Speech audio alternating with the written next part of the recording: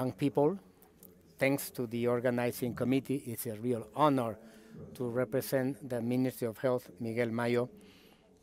I'm the advisor to the Minister in Health topics. I'm on behalf of Dr. Mayo, who appointed me to represent him, and it is a great honor.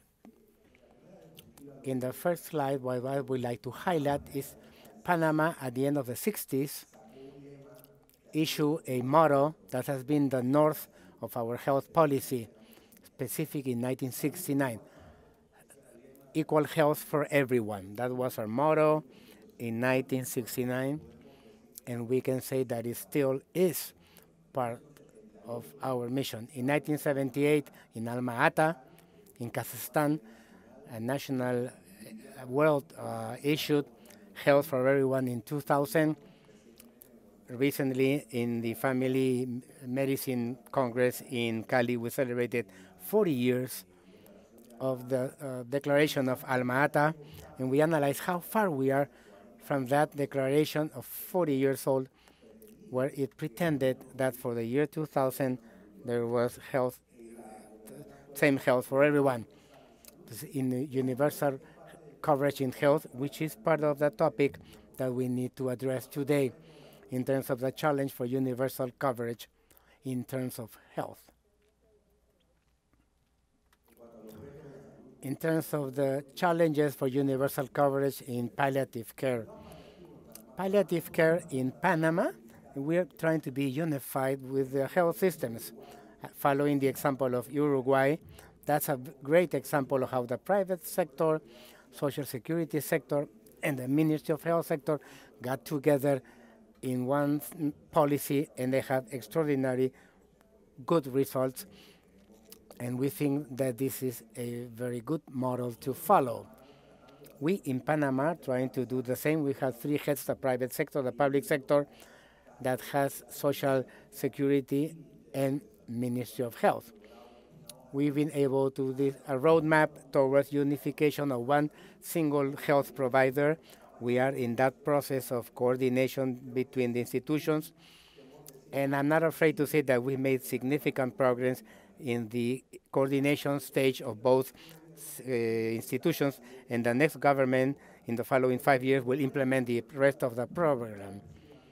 And to go directly to our topic of the challenges for palliative care, number one is to identify palliative care as part of a continuous care of the patient, to the implementation of a proposal for a model for palliative care in public health, and to integrate and train all the stakeholders, and to have the proper legislation to balance control access and availability to medications, and then to develop a comprehensive network of palliative care nationwide, and to develop an information system that will allow us to have indicators and tracers that can be compared at the international level. With regards to the first model in creating the identification, Panama has been able to integrate a model between two institutions, Social Security, Ministry of Health, and I will say that the integration in networks in terms of palliative care is being leader from the rest of the other integrations that we have to do in a coordinated manner to have both health systems, the Ministry of Health and the Ministry of Health, can merge successfully in one single health provider. Undoubtedly, palliative care is showing us the road and giving us the example of how both institutions have changed their chip of having two separate institutions in order to have one single chip from the government, one single provider, and one single program. In that regard, I think we've made significant progress, so that it is clear for us that there's a network, and the health provider that provides treatment to a patient can refer it to the other.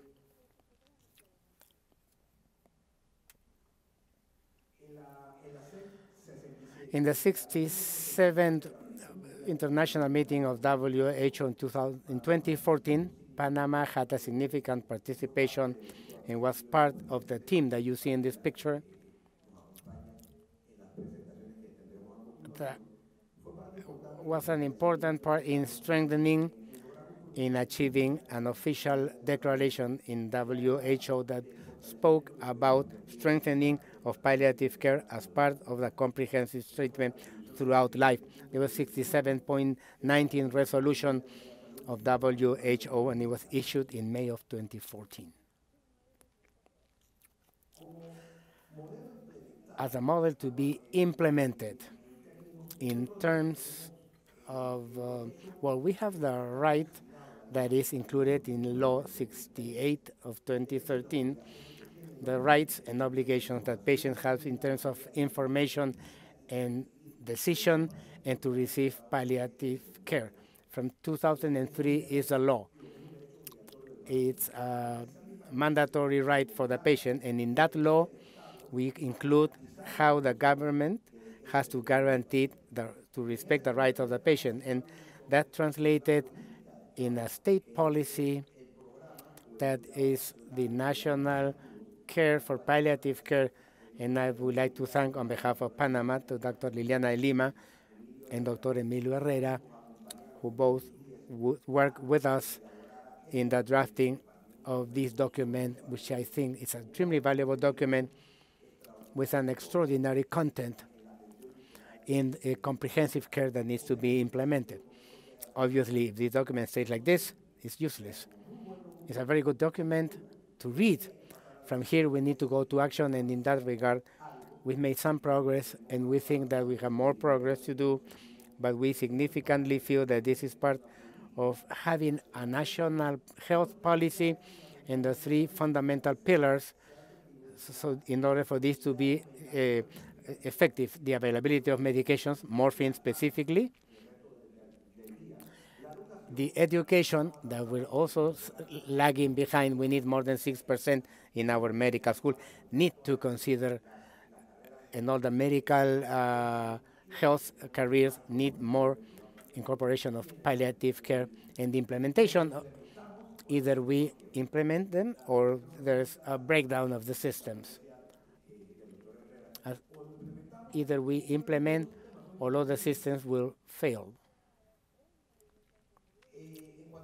With regards to the integration and training of the stakeholders, I'm very proud to say that at this moment we have 2,500 people trained within the network, Social Security and Ministry of Health. That is a model to be followed because they're setting up the example of how they can work coordinately between the two institutions. Yes, this can be done, something that didn't seem to be possible because we have a different chip. In palliative care, we have seen that this is possible, and we've trained through diploma courses, master's degree, and other courses. The University of Panama is helping us. We don't have a specialty like the Costa Rican brothers have. We are lagging, but that's where we're moving to have a specialty in formal training, and we have already developed all the curricula of the different branches of health sciences for training. That we have ready, and I am sure that in the next meeting, Panama will not be in red. In that graph that we don't have anything in the curricula, we have something blue, hopefully a lot of blue. In terms of the legal framework, which is the fourth challenge that we need to consider as a country to achieve a universal coverage, we have Law 68 from 2013, where the rights of the patient, it clearly specifies the rights of the patient to receive palliative care and the obligation of the government to provide them. On that basis, we have Resolution 499, as I mentioned, ended up in the National Plan for Palliative Care, which has been in the north to be implemented, and is being implemented since that moment. And once again, I thank the doctors who helped us with the drafting of this document. And now we have Law 14 of 2016, which allows us to regulate controlled substances at the country level in order to have more access for all the health, post, and for primary care. less centralized in the hospital, and it can reach all our health centers where we really want to have a better primary care in palliative care and in all care in general. With regards to the development of the program itself, what we are trying to achieve is the local teams have communicated with the hospital teams, with the regional teams. Some patients can be seen at the local level and at some point need to be referred to a hospital, and to keep the communication of all the palliative care team at the hospital with the palliative care team at the regional level. We have 2,500 people working in the network of both institutions, and the intention is to have permanent communication between the different stakeholders in the primary care, in the regional activities, and what has to do with hospital care that traditionally has been done for many years. With regards to care modalities, it's very important for us the home care. If we don't strengthen home care and we provide corresponding palliative care at the home, that person that is suffering has pain at a very delicate moment of the final month of his or her life.